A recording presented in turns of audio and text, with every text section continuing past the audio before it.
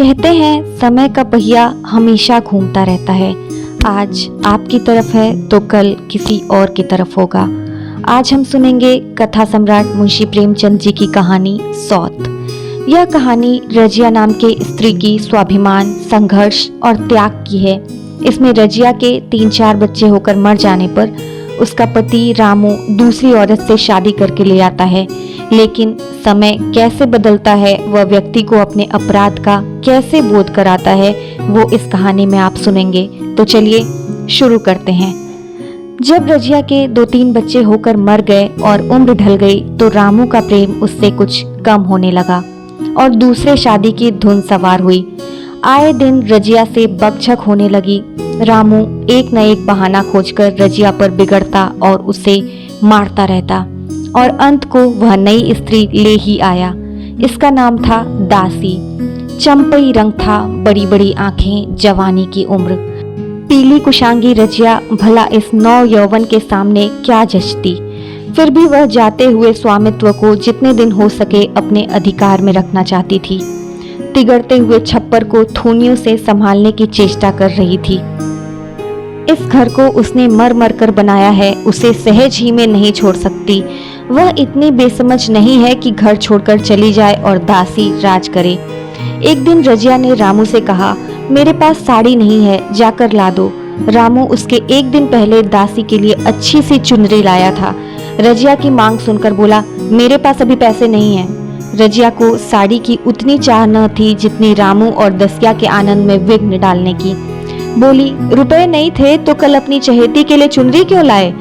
चुनरी के बदले उसी दाम में 2 साड़ियां ले आते तो एक मेरे भी काम ना आ जाती। रामू ने स्वेच्छा भाव से कहा, मेरी इच्छा, जो चाहूंगा करूंगा। तू बोलने वाली होती कौन है? अभी उसके खाने खेलने के दिन है, तू चाहती है उसे अभी से नून तेल की चिंता में डाल दूं? यह मुझसे नहीं होगा। तुझे ओढ़ने पहनने की साध है तो काम कर। भगवान ने क्या हाथ पैर नहीं दिए तुझे? पहले तो घड़ी रात उठकर काम धंधे में लग जाती थी, अब उसकी डाह में पहर दिन तक पड़ी रहती है। तो रुपए क्या आकाश से गिरेंगे? मैं तेरे लिए अपनी जान थोड़े ही दूंगा। रजिया ने कहा, तो क्या मैं उसकी लौंडी हूँ कि रानी की तरह पड़ी रहे और मैं घर का सारा काम करती रहूं? इतने दिनों छाती फाड़कर काम किया, उसका यह फल मिला तो अब मेरी बला काम करने आती है। रामू ने झुंझला कर कहा, मैं जैसे रखूंगा वैसे ही तुझे रहना पड़ेगा। रजिया ने कहा, मेरी इच्छा होगी रहूंगी, नहीं अलग हो जाऊंगी।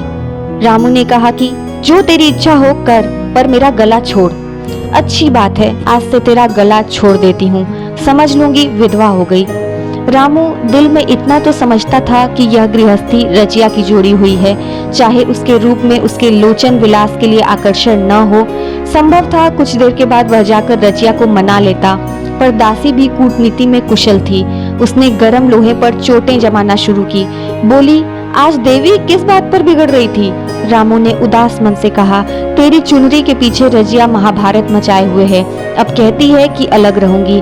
मैंने कह दिया कि जो तेरी इच्छा हो कर।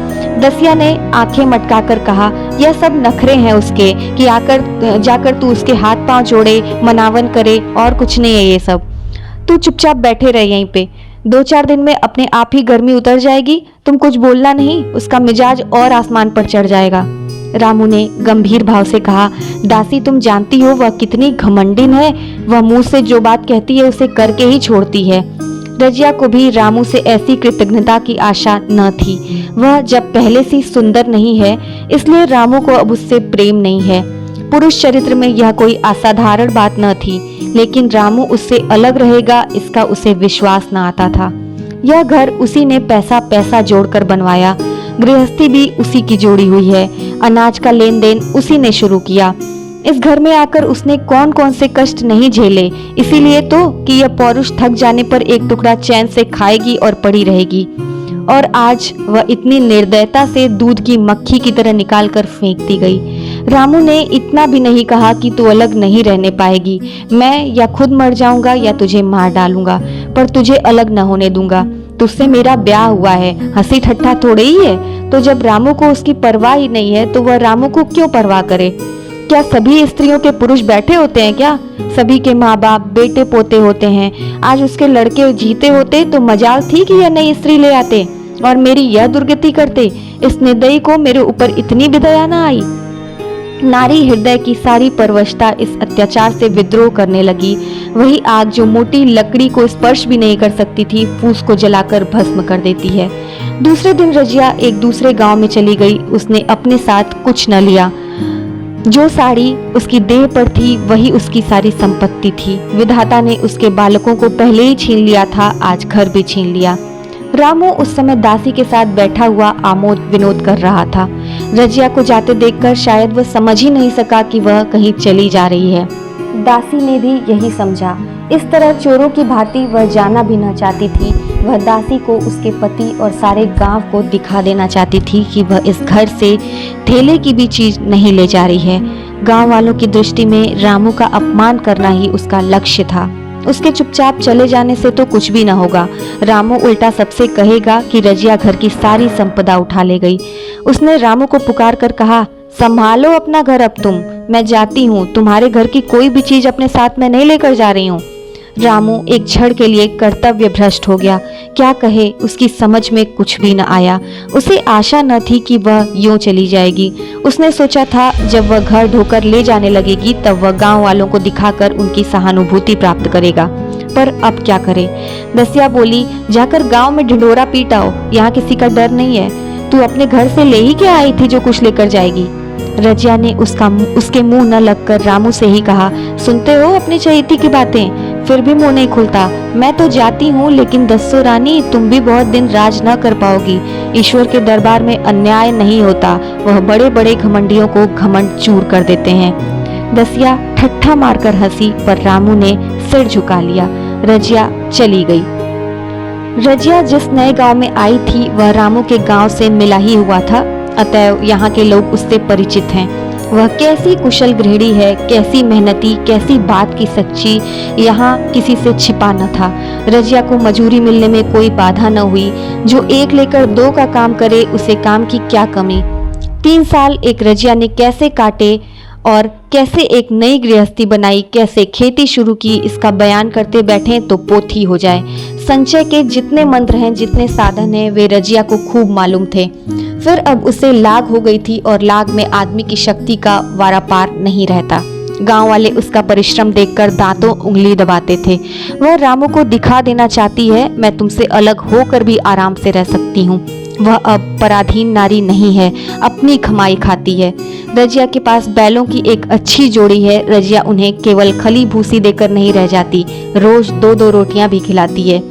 फिर उन्हें घंटों सहलाती, कभी कभी उनके कंधों पर सिर रखकर रोती है और कहती है, अब बेटे और पति दोनों तुम ही मेरे हो, मेरी जाल अब तुम्हारे ही साथ है। दोनों बैल शायद रजिया की भाषा और भाव समझते हैं। वे मनुष्य नहीं, बैल हैं। दोनों सिर नीचा करके रजिया का हाथ चाटकर उसे आश्वासन देते हैं। रजिया इस गांव की चौधराइन है। उसकी बुद्धि जो पहले नित्य आधार खोजती रहती थी और स्वच्छंद रूप से अपना विकास न कर सकती थी, अब छाया से निकलकर प्रौढ़ और उन्नत हो गई है। एक दिन रजिया घर लौटी तो एक आदमी ने कहा, तुमने नहीं सुना चौधराइन, रामू तो बहुत बीमार है, सुना 10 लंघन हो गए हैं। रजिया ने उदासीनता से कहा, जूड़ी है क्या? जूड़ी नहीं, कोई दूसरा रोग है।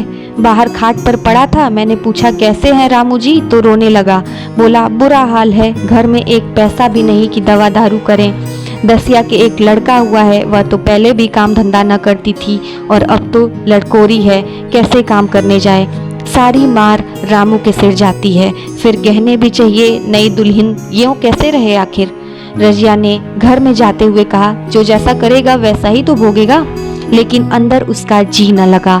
वह एक क्षण में फिर बाहर आई, शायद उस आदमी से कुछ पूछना चाहती थी और इस अंदाज से पूछना चाहती थी मानो उसे कुछ परवाह नहीं है, पर वह आदमी चला गया था। रजिया ने पूरब पश्चिम जाकर देखा, वह कहीं नहीं मिला। तब रजिया द्वार के चौखट पर बैठ गई। इसे वे शब्द याद आए जो उसने 3 साल पहले रामू के घर से चलते समय कहे थे। उस वक्त जलन में उसने वह शाप दिया था, अब वह जलन न थी। समय ने उसे बहुत कुछ शांत कर दिया था। रामू और दासी की हीन अवस्था अब ईर्ष्या के योग्य नहीं, दया के योग्य थी। उसने सोचा, रामू को 10 लंघन हो गए हैं तो अवश्य उसकी दशा बहुत खराब होगी। कुछ ऐसा मोटा ताजा तो पहले भी नहीं था, 10 लंघन ने तो बिल्कुल ही घुला डाला होगा। फिर इधर खेती बाड़ी में भी टोटा ही रहा, खाने पीने को भी ठीक ठीक न मिला होगा। पड़ोसी की एक स्त्री ने आग लेने के बहाने आकर पूछा, सुना रामू बहुत बीमार है, जो जैसा करेगा वैसा ही तो पाएगा, और वैसे भी तुम्हें इतनी बेदर्दी से उसने निकाला कि वैसे तो कोई अपने दुश्मन को भी ना निकाले। रजिया ने टोका, नहीं दीदी, ऐसी बात न थी, वे तो बेचारे कुछ बोले ही नहीं, मैं चली तो सिर झुका लिया। दसिया के कहने में आकर वह चाहे जो कुछ कर बैठे हों, यूं मुझे कभी कुछ नहीं कहा। किसी की बुराई क्यों करूं? फिर कौन मर्द ऐसा है जो औरतों के बस में नहीं हो जाता? दसिया के कारण ही उनकी यह दशा हुई है। पड़ोसिन ने आग न मांग मुंह फेर कर चली गई। रजिया ने कलसा और रस्सी उठाई और कुएं पर पानी खींचने चली गई। बैलों को सानी पानी देने की बेला आ गई थी, पर उसकी आंखें उस रास्ते की ओर लगी हुई थी जो मलसी यानी कि रामू का गांव की ओर जाता था। कोई उसे बुलाने अवश्य आ ही रहा होगा। नहीं, बिना बुलाए तो वह कैसे जा सकती है? लोग कहेंगे आखिर दौड़ी आ गई ना। मगर रामू तो अचेत पड़ा होगा। 10 लंघन थोड़े थोड़े ही होते हैं, उसकी देह में था ही क्या? फिर उसे कौन बुलाएगा? दसिया को क्या गरज पड़ी है? कोई दूसरी घर कर लेगी। जवान है, 100 ग्राहक निकल आएंगे। अच्छा, वह आ तो रहा है कोई? हाँ, आ रहा है। कुछ घबराया सा जान पड़ता है।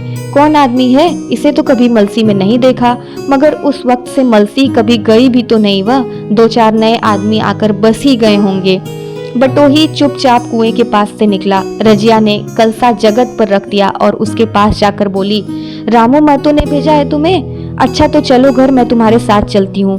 नहीं, अभी मुझे कुछ देर है, बैलों को सानी पानी देना है, दिया बत्ती करनी है। तुम्हें रुपए दे दूं, जाकर दसिया को दे देना, कह देना कोई काम हो तो बुला भेजे। बटोही रामू को क्या जाने, किसी दूसरे गांव का रहने वाला था। पहले तो चकराया, फिर समझ गया। चुपके से रजिया के साथ चला गया और रुपए लेकर लंबा हुआ। चलते चलते रजिया ने पूछा, अब क्या हाल है उनका? बटोही ने अटकल से कहा, अब तो कुछ संभल रहे हैं। दसिया बहुत रो धो तो नहीं रही है? रोती तो नहीं थी, वह क्यों रोएगी, मालूम होगा पीछे। बटोही चला गया तो रजिया ने बैलों को सानी पानी किया, पर उसका मन रामू के ओर ही लगा हुआ था। एक बार जब वह बीमार पड़ी थी, वह बात उसे अचानक याद आई। 10 साल हो गए वह कैसे रात दिन उसके सिरहाने बैठा रहता था। खाना पीना तक भी बेचारा भूल गया था। उसके मन में आया, क्यों न चलकर देख ही आवे, कोई क्या कहेगा, किसका मुंह है जो कुछ कहे। चोरी करने थोड़े ही जा रही हूँ, उस आदमी के पास जा रही हूँ जिसके साथ 15-20 साल रही हूँ। दसिया नाक सिकोड़ेगी, पर मुझे उससे क्या मतलब। रजिया ने किवाड़ बंद किए, घर मजूर को सहेजा और रामू को देखने चली, कांपती झिझकती, क्षमा का दान लिए हुए। रामू को थोड़े ही दिनों में मालूम हो गया था कि उसके घर की आत्मा निकल गई, और वह चाहे कितना जोर करे, कितना ही सिर खपाए, उसमें स्फूर्ति नहीं आती। दासी सुंदरी थी, शौकीन थी और फूहड़ भी थी। जब पहला नशा उतरा तो ठाएं ठाएं शुरू हुई। खेती की उपज कम होने लगी और जो होती भी थी वह ऊटपटांग खर्च होती थी। ऋण लेना पड़ता था। इसी चिंता और शोक में उसका स्वास्थ्य बिगड़ने लगा। शुरू में कुछ परवाह न की, परवाह करके ही क्या करता, घर में पैसे थे ही नहीं। अताइयों की चिकित्सा ने बीमारी की जड़ और मजबूत कर दी, और आज 10-12 दिन से उसका दाना पानी छूट गया था। मौत के इंतजार में खाट पर पड़ा कराह रहा था। और अब यह दशा हो गई थी कि जब हम भविष्य से निश्चिंत होकर अतीत में विश्राम करते हैं, जैसे कोई गाड़ी आगे का रास्ता बंद पाकर पीछे लौटे, वह वैसे ही रजिया को याद करके बार बार रोता और दासी को कोसता कि तेरे ही कारण मैंने उसे घर से निकाला। वह क्या गई, मानो लक्ष्मी चली गई। मैं जानता हूँ अब भी बुलाऊं तो दौड़ी आएगी, लेकिन बुलाऊं भी किस मुंह से। एक बार वह आ जाती तो उससे अपने अपराध का क्षमा मांग लेता, फिर मैं खुशी खुशी मर जाता, और लालसा कुछ भी नहीं है मेरे में। सहसा रजिया ने आकर उसके माथे पर हाथ रखते हुए पूछा, कैसा जी है तुम्हारा? मुझे तो आज ही हाल मिला। रामू ने सजल नेत्रों से उसे देखा पर कुछ कह न सका। दोनों हाथ जोड़कर उसे प्रणाम किया, पर हाथ जुड़े ही रह गए और आंखें उलट गई। लाश घर में पड़ी थी। रजिया रोती थी, दसिया चिंतित थी। घर में रुपए का नामो निशान नहीं था। लकड़ी तो चाहिए ही, उठाने वाले भी जलपान करेंगे ही। कफन के बगैर लाश उठेगी कैसे? 10 से कम का खर्च न था। यहाँ घर में 10 पैसे भी नहीं। डर रही थी कि आज गहन आफत आई। ऐसी कीमती भारी गहने ही कौन थे, किसान की बिसात ही क्या 2-3 नग बेचने से 10 मिल जाएंगे। मगर हो ही क्या सकता था। उसने चौधरी के लड़के को बुलाकर कहा, देवर जी यह बेड़ा कैसे पार लगे, गांव में कोई धेले का भी विश्वास करने वाला नहीं। मेरे गहने हैं, चौधरी से कहो इन्हें गिरों रखकर आज का काम चलाए, फिर भगवान मालिक है। वो उसने बोला, रजिया से क्यों नहीं मांग लेती। सहसा रजिया आंखें पोंछती हुई आ निकली, कान में भनक पड़ी। पूछा, क्या है जोखू, क्या सलाह कर रहे हो? अब मिट्टी उठाओगे कि सलाह की वेला है? हाँ, उसी का सरन इंतजाम कर रहा हूँ। रुपए पैसे तो यहाँ होंगे नहीं, बीमारी में खर्च हो गए होंगे। इस बिचारी को तो बीच मंझधार में लाकर छोड़ दिया। तुम लपक कर उस घर चले जाओ भैया, कौन दूर है, कुंजी लेते जाओ। मंजूर से कहना कि भंडार से 50 रुपए निकाल दे। कहना ऊपर की पटरी पर रखे हैं। वह तो कुंजी लेकर उधर गया। इधर दसिया राजू के पैर पकड़कर रोने लगी। बहनापे के ये शब्द उसके हृदय में बैठ गए। उसने देखा रजिया में कितनी दया, कितनी क्षमा है। रजिया ने उसे छाती से लगाकर कहा, क्यों रोती है बहन, वह चला गया, मैं तो हूँ, किसी बात की चिंता न कर तू। इसी घर में हम और तुम दोनों उसके नाम पर बैठेंगी।